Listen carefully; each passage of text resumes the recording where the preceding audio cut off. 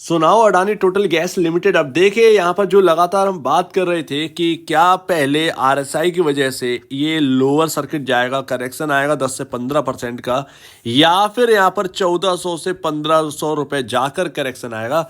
तो यहाँ पर सिंपल सी बात है, यहाँ पर आरएसआई ने अपना काम कर दिखाया है और यहाँ पर लगा है लोअर सर्किट, और लोअर सर्किट से थोड़ा ऊपर क्लोजिंग हुई है 1006 के लेवल पर। लेकिन अब क्या करना चाहिए? क्या अब ठंडा हो चुका है आरएसआई?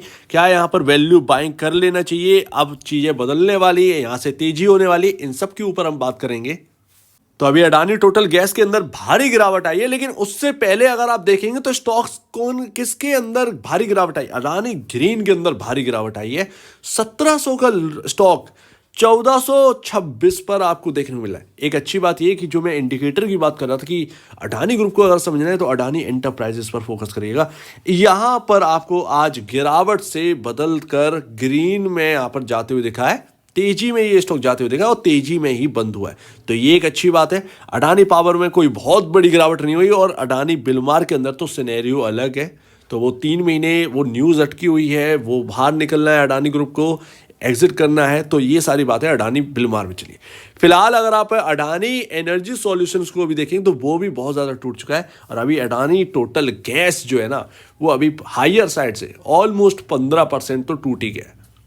तो अभी ऑलरेडी मैं आपसे कह ही रहा था कि 15% तक की गिरावट आ सकती है, वो दिख रहा था। लगातार कोई भी स्टॉक ना चलता नहीं है, उसे चलवाया जाता है, ये हमेशा ध्यान रखिए।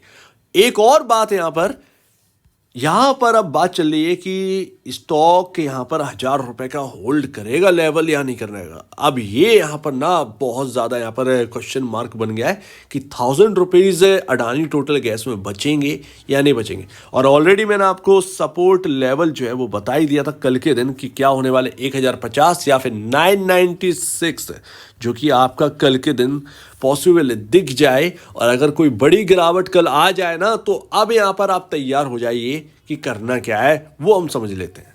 तो जिसकी वजह से हम 15% की करेक्शन का एक एक्सपेक्ट कर रहे थे, वो क्या है भैया? क्या ठंडा हुआ? आरएसआई यहां पर 67.96 पर क्लोजिंग हुई है आरएसआई की। अब ठंडापन आया ना एक ही दिन में, यहां पर जो है आराम से यहां पर जो है 67.96 नॉर्मल वे पर आ गया। अराउंड 50 के अराउंड आरएसआई अगर मिल गया कल के दिन, तो मेरे ख्याल से कल एक बेहतरीन मौका हो सकता है उनके लिए जो यहां पर बाय करने का सोच रहे हैं। लेकिन अभी भी मैं आपको कह दूं कि ये मत मान के चलिएगा कि अभी पूरा रिकवर हो जाएगा, या फिर जहां पर आपने खरीद लिया वहीं से तेजी स्टार्ट हो जाएगी। अब आप एक नॉर्मलिटी की ओर जा रहे हैं, एक बढ़िया प्राइसिंग की ओर जा रहे हैं। नए जो निवेशक हैं, खरीदना चाहते थे, हायर साइड पर खरीदने से थोड़ा सा पीछे हट रहे थे, उनके पास अब मौका आ गया है कि अगर आपको कल देखने को मिल जाए कोई और गिरावट, तो कहीं ना कहीं अब आप यहां पर जो है ना एक्यूमुलेट करें या नई बाइंग करना स्टार्ट कर सकते हैं। लेकिन याद रखिएगा, अडानी ग्रुप में रिस्क रहने वाला है स्टॉक्स के अंदर, क्योंकि अभी भी बहुत सारी चीज़ें, जैसे सुप्रीम कोर्ट से यहाँ पर न्यूज़ आना बाकी है, जैसे कि अभी इलेक्शन बाकी हैं, जनरल इलेक्शन जो कि 2024 मई में होना है। तो अभी बहुत सारी चीज़ें हैं जो कि बाकी हैं। तो अभी कोई बहुत बड़ी रैली एक्सपेक्ट कर लें, ये थोड़ा सा डर लगता है उसको देखने में। तो अभी देखना बनता है कि 31 दिसंबर को जो क्लोजिंग है इस साल की कैंडल की, कहां पर होने वाली है। क्या वो निचले लेवल पर होने वाली है, या फिर ये कवर होकर 1400 रुपए के आसपास ये स्टॉक बंद होगा इस साल? तो ये बहुत ही बड़ी बात है और हम इस पर ट्रैक करते रहेंगे। और आज 14 दिसंबर है, सॉरी यहाँ पर 13 दिसंबर है, और अभी यहाँ पर टाइम है, और सेकेंड फेज की तेजी पॉसिबल है कि स्टार्ट हो जाए। ये आपको यहां पर दाव खेलना पड़ेगा। अब ये दाव खेलने वाली बात आ गई है, आप इधर उधर नहीं देख सकते। एक बात और, आप इंटरडे में अलाउ नहीं है, इंटरडे अलाउ नहीं है इन स्टॉक्स के अंदर कि आपने खरीदा तो अभी आप बेच के निकल जाओगे या स्टॉप लॉस आप लगा लोगे, कुछ भी अलाउड नहीं है। इसके साथ साथ आप शॉर्ट सेल नहीं कर सकते हैं। शॉर्ट सेल का मतलब आपके पास शेयर नहीं है और आप बेच दिए हायर साइड, ताकि अडानी टोटल गैस अगर नीचे आ जाए 10 रुपए 15 रुपए, तो मैं निचले लेवल पर बाई करके अपना प्रॉफिट बना लूं। तो ये भी कुछ भी अलाउड नहीं है। ये इंटरनल प्रेशर आपको देखने को मिल रहा है। जो रिटेल निवेशकों ने शुरुआत में खरीद लिया ना 600 रुपए 700 रुपए, ये डर की वजह से बाहर निकल रहे हैं। ये यहां पर हो रहा है, तो समझने वाली बात है। पैनिक है अंदर अंदर, उसकी वजह से ये गिरावट हमें देखने को मिल रही है, ना कि कोई एक्सटर्नल प्रेशर, कोई शॉर्ट सेल कर रहा है। कुछ नहीं हो रहा है शॉर्ट सेल, इंटरडे अलाउड नहीं है, ये सिर्फ डिलीवरी में आप ले जा सकते हैं, ये इसीलिए रिस्क और बड़ा हो जाता है। खैर, यहाँ पर रिस्क तो लेनी पड़ेगा अगर आपको बनाना है पैसा, और लोगों ने रिस्क लिया है, 600 पर लिया, 700 पर लिया, जिन्होंने निचले लेवल पर लिया उन्होंने भी रिस्क लिया था। तो ये आपके ऊपर है कि आप रिस्क लेना चाहते हैं या नहीं चाहते, क्योंकि सेकेंड फेज की तेजी 99% पॉसिबिलिटी है कि स्टार्ट हो, और वो तेजी स्टार्ट होगी तो यहाँ पर ये आपको स्टॉक्स ना 1400-1500 तक की रैली दिखा सकते हैं यहाँ से, इन लेवल से। तो अभी भी कुछ बदला नहीं है, पॉसिबल है, लेकिन यहाँ पर इफ्स एंड बट्स में यहाँ पर जो है ना मामला अटका हुआ है कि अगर यहाँ से और फिसल गया तो क्या होगा। इंपॉर्टेंट लेवल हम देखेंगे लास्ट में। फिलहाल अगर आप देखें तो पी रेशियो 193.34 है। अडानी ग्रुप कंपनी एक नंबर है, एक नंबर, बट यहाँ पर आपका एक्सपेक्टेशन गलत है कि तुरंत रिकवर कर जाएंगे। बस ये पहले जैसा सिनेरियो इस वक्त नहीं दिखाई दे रहा है जो कि 2020-2021 में दिखा। और 2020-2021 का अगर आप चार्ट उठाकर देख लेंगे, जो 80 रुपए से रैली कर 4000 के आसपास गए ये स्टॉक्स, अगर आप वो देख लेंगे तो आप डर जाएंगे। बीच बीच में 50% तक की गिरावट आई है सिर्फ एक महीने के अंदर स्टॉक्स के अंदर, चलते चलते रन अप करते करते। तो इतना ह्यूज वॉलेटिलिटी रही है, इतना ह्यूज। तो आप क्या सोच रहे हैं, कोई मजाक नहीं है। और वॉलेटिलिटी रहेगी इन स्टॉक्स के अंदर, और बहुत ज़्यादा रहेगी। कभी कभार तो आपको 10% नीचे और 10% ऊपर, 20% ऊपर दिखाई दे जाएगा। तो ये है फिलहाल हाई पी रेशियो है, बट प्लान्स भी बहुत हाई है, ये ध्यान रखिए। तो अगर कोई लंबी अवधि के लिए निवेश कर रहा है ना, तो छोटा छोटा निवेश करिए, ज़्यादा बेहतर है, क्योंकि ये लॉन्ग टर्म में ना ये स्टॉक कहीं ना कहीं कुछ ना कुछ करके दिखाएगा। जिस तरीके का विजन है, तो लंबे अवधि वाले लोग ना डरेंगे नहीं, लेकिन छोटी अवधि वाले जिन्हें क्विक रिटर्न चाहिए उन्हें डर लगेगा।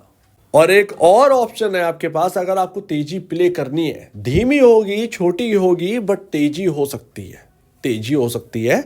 और जो अडानी गैस के जो कॉम्पिटिटर है, जैसे कि आप MGL ले लीजिए, तो अगर कोई बहुत बड़ा रिस्क नहीं लेना चाहता है तो आप MGL की तरफ देख सकते हैं। अडानी टोटल गैस की तेजी इन सब पर आएगी, इन सब पर आएगी। या आप देखना चाहे तो गुजरात गैस लिमिटेड देख लीजिए। तो जिन्हें कोई बड़ा रिस्क नहीं लेना है कि नहीं अडानी ग्रुप के स्टॉक्स को नहीं छेड़ूंगा, मुझे कोई और स्टॉक्स अगर मिल गए तो मैं उधर देख लूँगा, तो आपके लिए फिर ये बने हुए हैं। आप इनमें चाहे तो इनमें ट्राई कर लीजिए। बाकी आप रिटर्न ऑन इक्विटी अगर आप देखेंगे अडानी टोटल गैस का, तो 20.40 मिलती है। MGL यानी कि महानगर गैस लिमिटेड में आपको 20.44 की 4% की 20.44% की ROE देखने को मिलता है। गुजरात गैस में 24.15 का ROE देखने को मिलता है। तो ह्यूज ROEs है और सबकी बराबर है, और ज़्यादातर कंपनियों के अडानी टोटल गैस से हाई है। तो रिटर्न ऑन इक्विटी बेहतर है इन सभी स्टॉक्स की, तो आप देख सकते हैं इनकी तरफ भी। और ROC return on capital employed 21% है अडानी टोटल गैस का।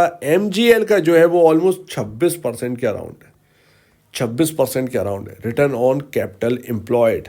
31.88% का गुजरात गैस लिमिटेड का। तो कई मायने में MGL भी छोड़िए, गुजरात गैस कई मायने में ज़्यादा बेहतर लगता है। और मैं तो यही कह रहा हूँ कि इलेक्शन के टाइम जब ये जनरल इलेक्शन आए, तो कुछ दिन पहले ही आप गुजरात गैस लिमिटेड या गुजरात से रिलेटेड कंपनियां जो फर्टिलाइज़र में आती हो, वो उधर आप देख सकते हैं। तो ये फोकस में रखिए, अचानक से सब कुछ नहीं होगा, इन सबको फोकस में रखना पड़ेगा। पहले लिस्ट बना लीजिए कि करना क्या है उस वक्त।